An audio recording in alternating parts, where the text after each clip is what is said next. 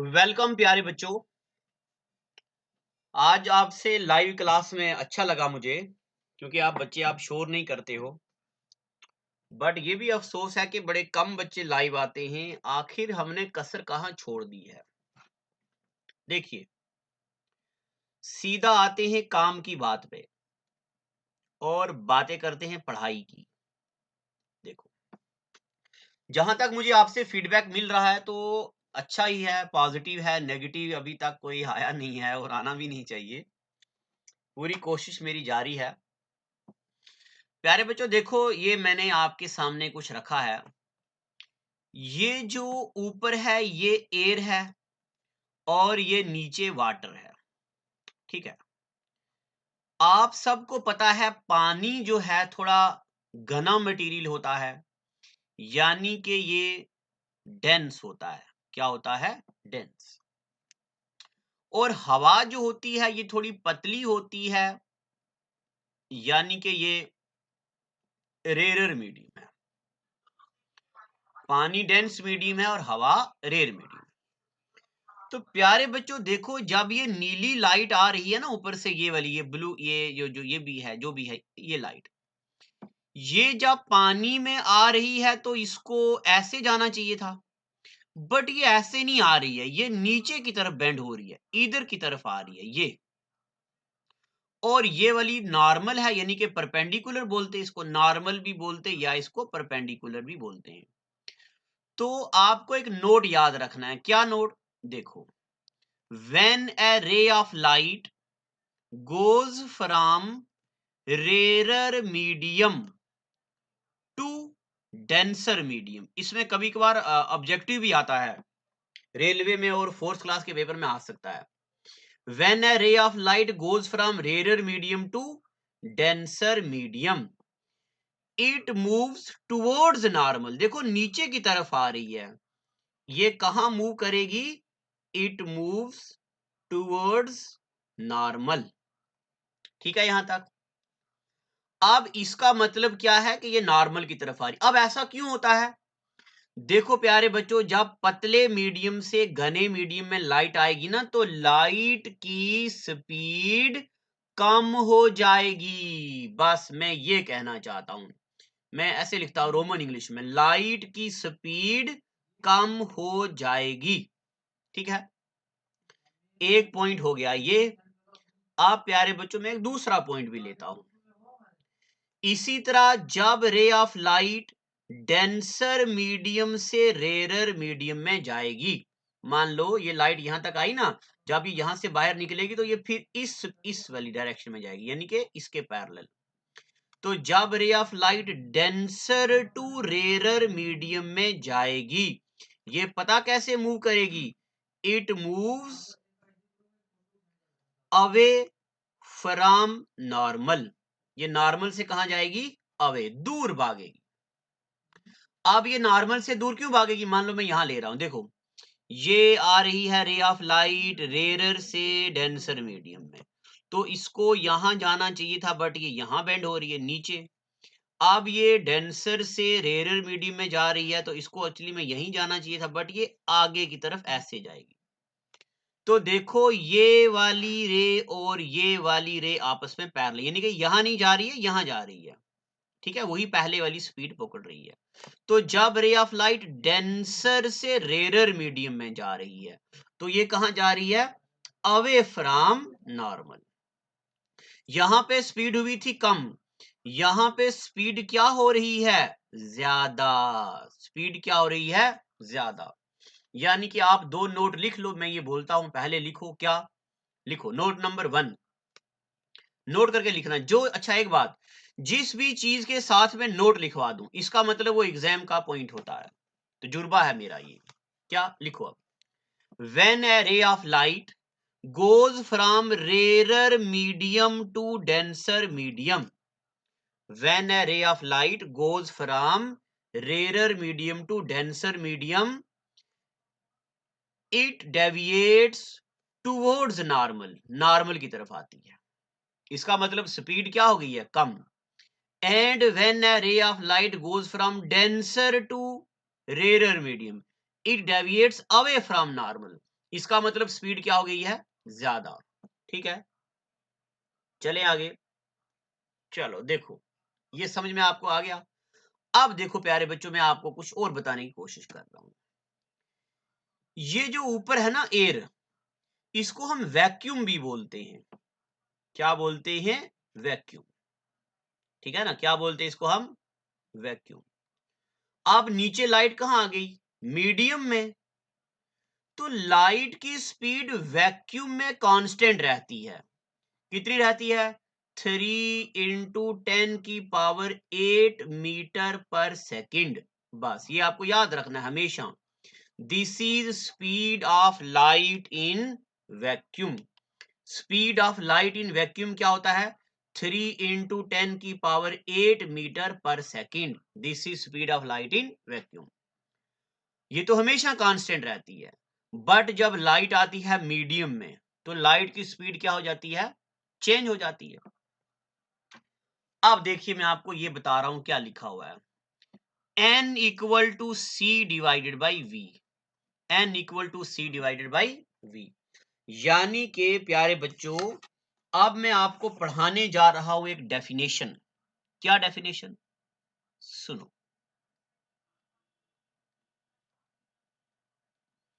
Refractive index. क्या पढ़ने जा रहे हैं हम, रिफ्रैक्टिव इंडेक्स। क्या होता है रिफ्रैक्टिव इंडेक्स, तो it is ratio of, it is a ratio of speed of light. It is ratio of speed of light in vacuum to the speed of light in medium. It is ratio of speed of light in vacuum to the speed of light in medium. ठीक है, that is refractive index को हम denote करते, यहां तो ये N से किया हुआ है, बट इसको रिप्रेजेंट करते हैं इससे, और इसको बोलते हैं नीटा, या इसको ईटा भी बोलते हैं। ठीक है ना, ऐसे अलग अलग हैं, कई कई किताबों में अलग है, कई किताबों में ऐसे भी रिप्रेजेंट किया, और इसको न्यू बोलते हैं, NEU, न्यू, ये रोमन लेटर है। तो ये थीटा या कोई भी, ये न्यू इक्वल टू, रेशो का मतलब होता है डिवाइड में लिखना, किसको, स्पीड ऑफ लाइट, और स्पीड ऑफ लाइट को रिप्रेजेंट करते हैं हम c से, divided by speed of light in medium को हम रिप्रेजेंट करते हैं v से। तो प्यारे बच्चों, ये डेफिनेशन है रिफ्रैक्टिव इंडेक्स की। ठीक है, क्या होता है refractive index, it is ratio of speed of light in vacuum to the speed of light in medium. अभी मैंने आपको सिर्फ 10% समझाया है, 90% पेंडिंग है। अब 90% क्या पेंडिंग है, तो सुनो, मेरी एक बात हमेशा याद रखना, चाहे आप स्टूडेंट हैं, चाहे आप टीचर हैं, मैं ये भी उम्मीद करता हूं कि आप में से बहुत सारे बच्चे मुझसे पढ़ के पढ़ाने भी लगे, और मुझे बहुत खुशी होगी, क्योंकि बहुत सारे बच्चे हैं डोडा में, भद्रवा में, जो मुझसे पढ़ते थे और वो वहाँ पे पढ़ा रहे हैं, और मुझे फ़ोन करते हैं कभी-कभार, जब उनको दिक्कत आती है तो वो फ़ोन भी करते हैं। आप मेरी एक बात याद रखना, जो बात आप दूसरे बच्चे को ईज़ी लैंग्वेज में समझा ना पाएँ, तो इसका मतलब आपने वो बात समझी ही नहीं है। तो अब मैं आपको समझाने जा रहा हूँ रिफ्रैक्टिव इंडेक्स का लेमैन आइडिया क्या होता है। यानी कि अगर आपकी मम्मी जी, आपके पापा साइंस नहीं पढ़े हैं, तो आज आप उनको रिफ्रैक्टिव इंडेक्स की डेफिनेशन समझाना, देखना वो समझ जाएंगे। अगर आपके मम्मी, आपके पापा रिफ्रैक्टिव इंडेक्स की डेफिनेशन समझ गए, इसका मतलब आप भी समझ गए हो। तो अब सुनिए रिफ्रैक्टिव इंडेक्स क्या होता है। देखो प्यारे बच्चों, लाइट वैक्यूम से एयर में आई, तो लाइट की स्पीड क्या हो गई, कम। अब जब एयर से मीडियम में आई, तो लाइट की स्पीड क्या हो गई, कम। अब जब मीडियम से यानी कि पानी से एयर में जाएगी, तो स्पीड क्या होगी, ज्यादा। पहले स्पीड हुई कम, अब स्पीड हुई ज्यादा।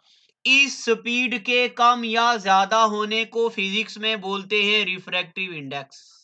क्या बोलते? Refractive index. समझ आ गया? अब आप अपनी अम्मी को बोलिएगा, अम्मी सुनो, जब लाइट की स्पीड कम हो या ज्यादा हो, उस स्पीड के कम या ज्यादा होने को फिजिक्स में बोलते हैं रिफ्रैक्टिव इंडेक्स। क्या बोलते हैं?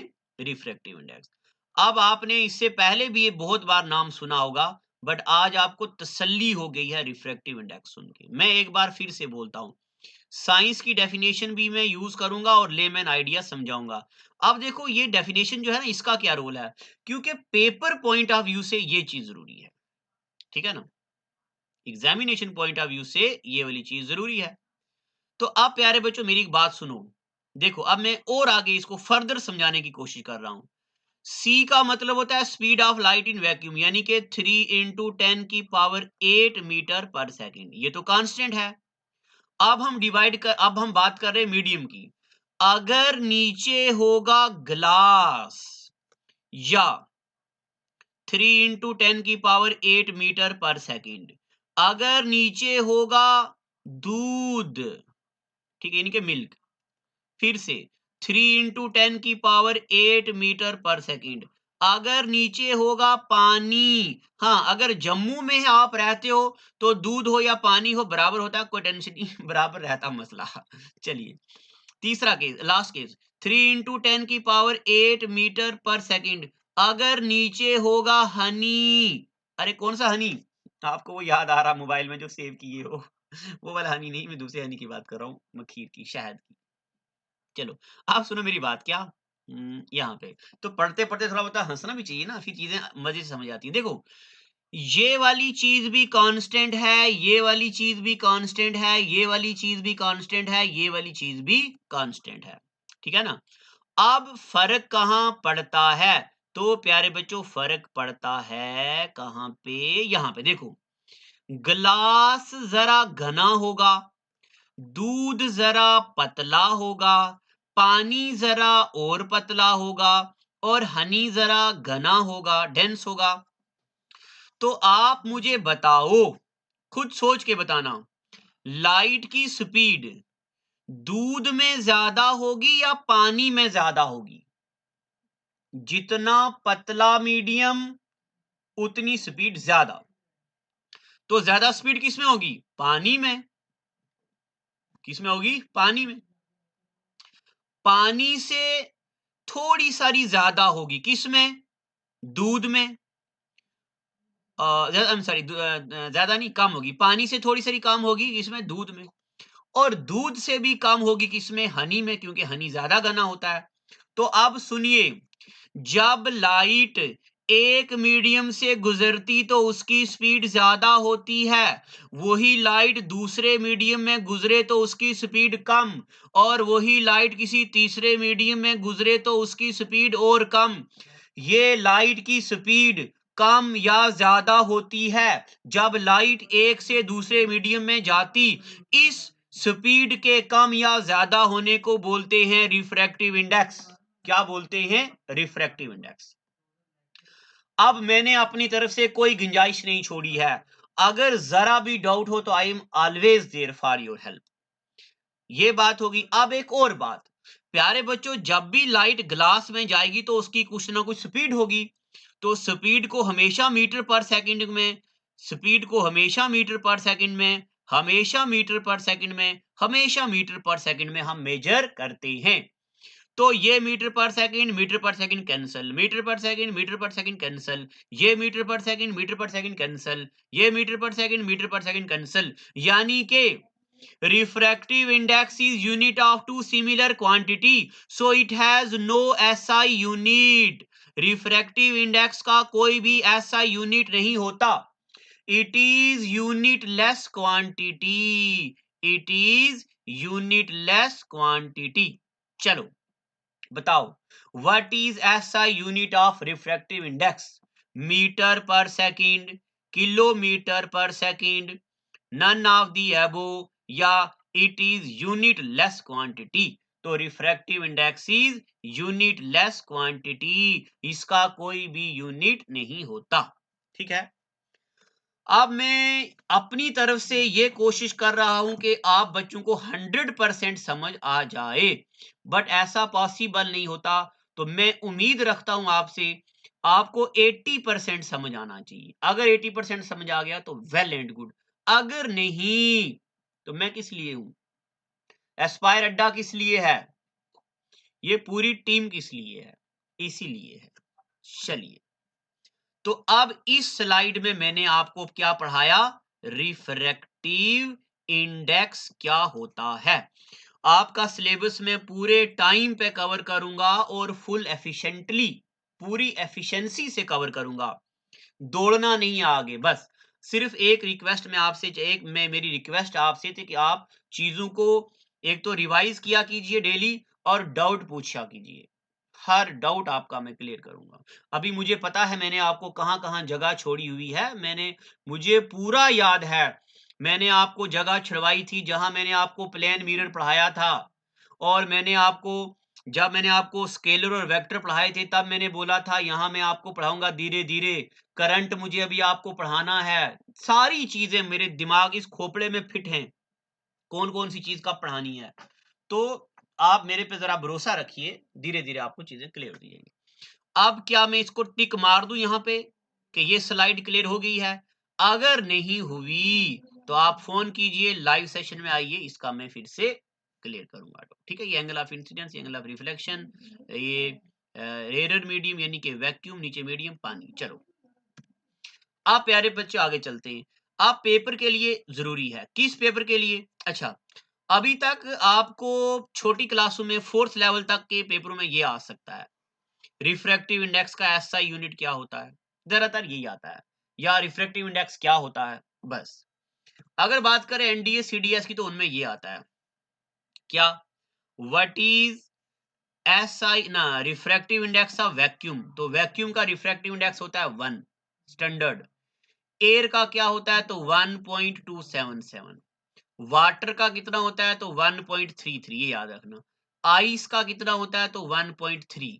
ग्लास का कितना होता है, तो 1.5। डायमंड का कितना होता है, तो 2.4। ठीक है, यानी कि इतनी स्पीड क्या हो जाती है, कम हो जाती है जब लाइट इनमें आती है। बस इतना याद रखना है। ठीक है, याद है। तो रिफ्रैक्टिव इंडेक्स मैंने आपको बताया क्या, सबसे पहले refractive index, it is ratio of speed of light in vacuum to the speed of light in medium. एक बात ये, और मैंने आपको बता दिया कि refractive index is unitless quantity, refractive index has no unit. ठीक है यहां तक? चलिए, अब मैं ये उम्मीद करता हूं कि आपको ये समझ आ चुका है। चलते हैं आगे। आज हम थोड़ा पढ़ेंगे, बट आज मैं आपको बहुत अच्छे वाले कंसेप्ट बताने वाला हूं। आगे देखिए प्यारे बच्चों, ये मैंने आपके लिए यहाँ पे कुछ रखा है, क्या? सुनते चले जाओ, मेरी बातों को गौर से, एक एक चीज आपकी हम क्लियर करेंगे आज, बहुत जरूरी चीजें हैं। तो आगे हम, हाँ देखिए, ये जो नीचे पानी है ना, ये डेंसर मीडियम है, और ये जो ऊपर एयर है ना, ये रेयर मीडियम है।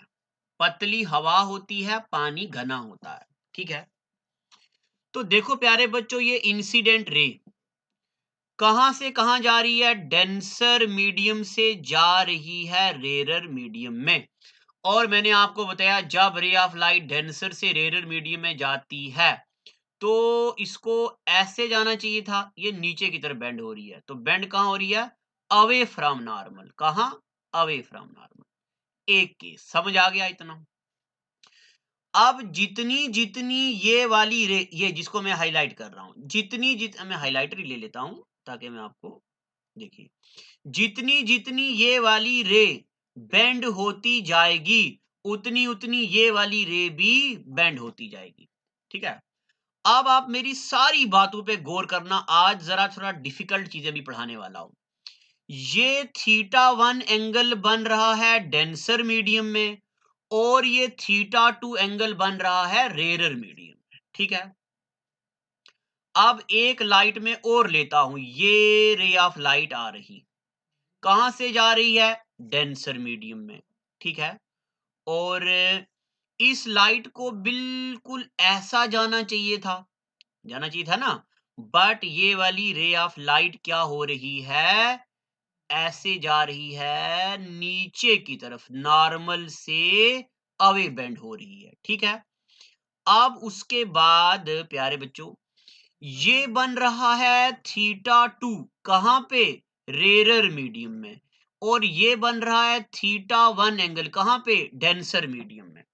अब आपको एक नोटिस करनी चाहिए बात, जितनी ये वाली रे बेंड होगी उतनी ही ये वाली रे भी बेंड होगी। आप देखो, ये वाली रे यहां बेंड हुई, अगले केस में ये वाली रे यहां बेंड हो गई, तो रेरर मीडियम में एंगल बन रहा ना। अब अगले केस में देखिए, ये नॉर्मल है और ये वाली रे बिल्कुल सीधी आगे आ रही है। अब आप मुझे ये बताओ, अब ये भी जल्दी जल्दी बताओ कि रेरर मीडियम में एंगल कितना बन रहा है? रेरर, ये आर मतलब रेरर मीडियम में, ये नॉर्मल है, तो नॉर्मल के साथ एंगल कितना बन रहा? कितना? अरे जोर से बोलो ना। हाँ, वेरी गुड बच्चे, बहुत अच्छा। यहां एंगल बन रहा 90 डिग्री। अरे वाह, आप जैसे बच्चों को पढ़ाने में सच में बहुत मजा आता है, बहुत। मेरा सीना जरा फख्र से चौड़ा हो रहा है, वाह। कितना बन रहा एंगल यहाँ पे? कहां गया पेन? ही घूम गया। हाँ, कितना बन रहा? 90 डिग्री। कितना बन रहा? 90 डिग्री। अरे वाह। अब प्यारे बच्चों सुनो मेरी एक बात, क्या? सुनो गौर से, मैं हिंदी में बोलूंगा, फिर अंग्रेजी में बोलूंगा, पहाड़ी में अगर आप बोलोगे तो वो भी बोलूंगा, मगर पहाड़ी में समझ आएगी सिर्फ राजौरी और पुंछ वालों को। जम्मू के वालों के लिए मैं डोगरी बोल दूंगा।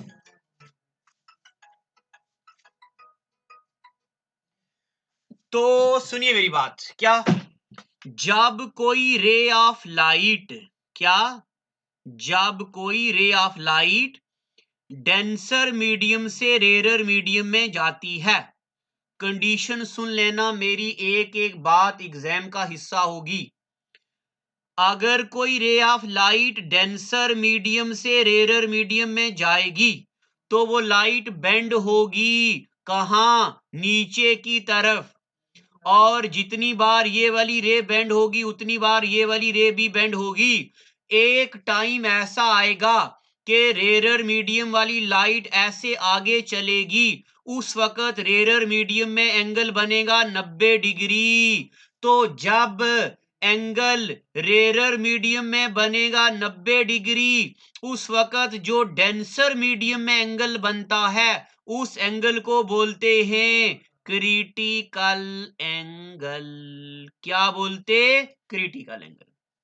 चलिए, अब जो बच्चे साइंस पढ़ चुके हैं उनको तो मजा इतना आ रहा होगा कि वो बोल रहे होंगे सर क्रिटिकल एंगल बड़ी बार सुना, बट आज जिंदगी में पहली बार फील किए हम क्रिटिकल एंगल। तो प्यारे बच्चों, बड़ा कुछ फील करवाएंगे हम आपको, बट जिन्होंने साइंस नहीं पढ़ी तो वो भी फील करें, वो भी मजा लें, आनंद लें चाय की चुस्कियों के साथ। एक बार जरा फिर से सुन लो, क्या? जब कोई रे ऑफ लाइट डेंसर मीडियम से रेरर मीडियम में जाती है तो वो बेंड होती है। तो बेंड होते वक्त एक केस ऐसा आता है जब रेरर मीडियम में एंगल बनता 90 डिग्री। तो जब रेरर मीडियम में एंगल बनता 90 डिग्री, उस वक्त जो एंगल डेंसर मीडियम में बनता, इस एंगल को बोलते क्रिटिकल एंगल। क्या बोलते? Critical angle. अब मैं आपको पहले क्रिटिकल एंगल की डेफिनेशन भी लिखवा दूं।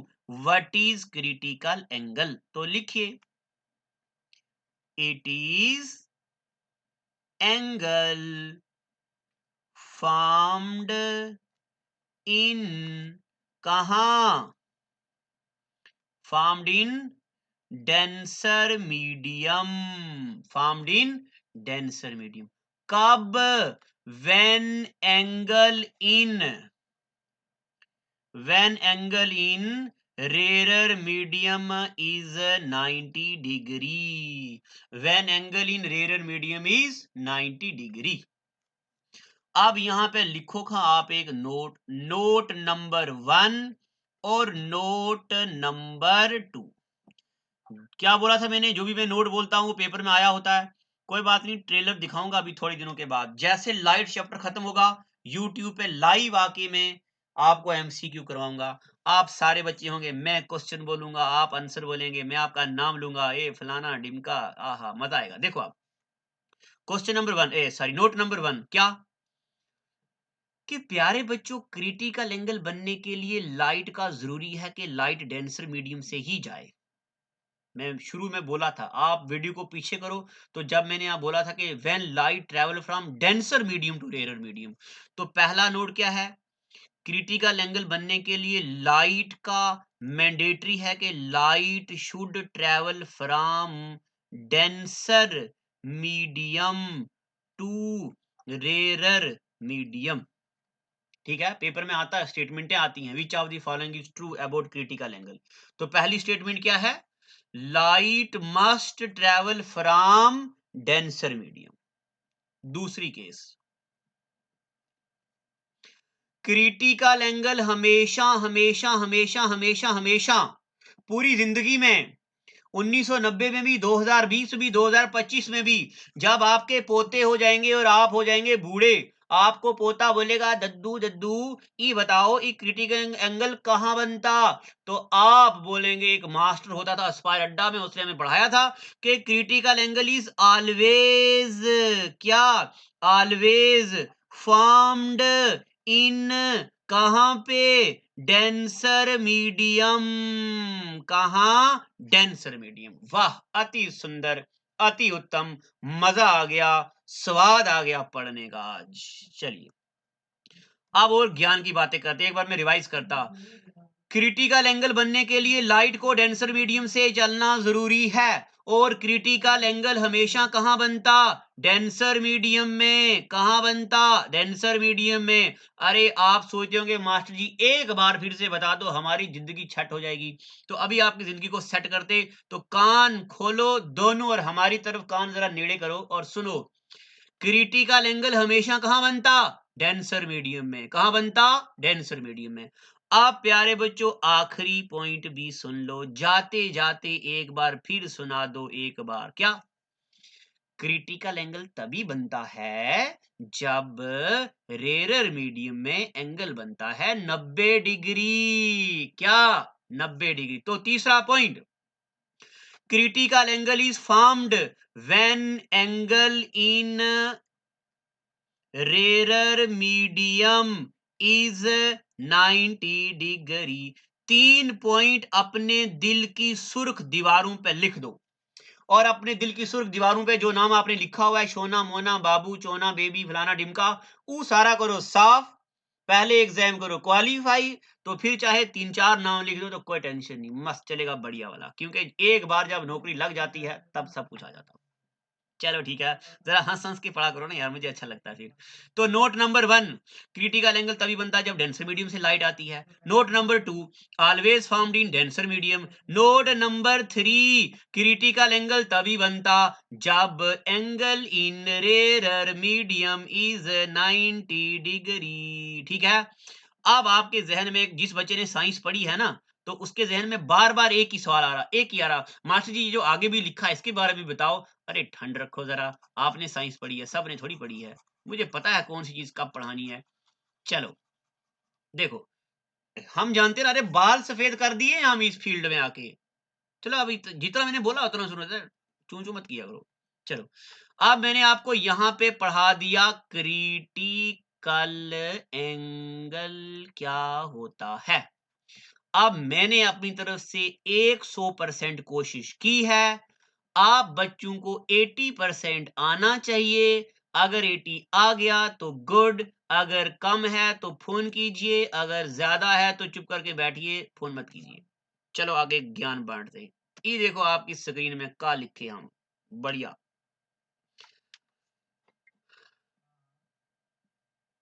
देखिए प्यारे बच्चों, यहां पे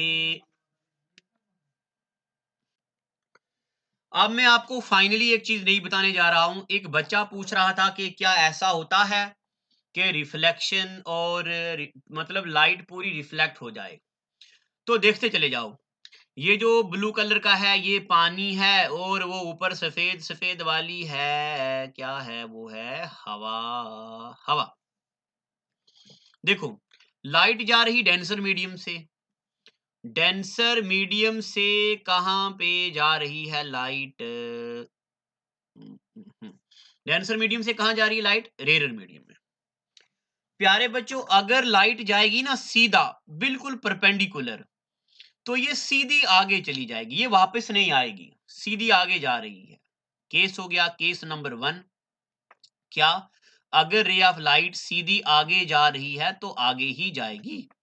केस नंबर 2, अगर ये थोड़ी सारी बेंड हो रही है, यानी कि थोड़ी लाइट यहाँ पे बेंड हो रही है, तो ये थोड़ी बेंड होगी नॉर्मल से नीचे की तरफ।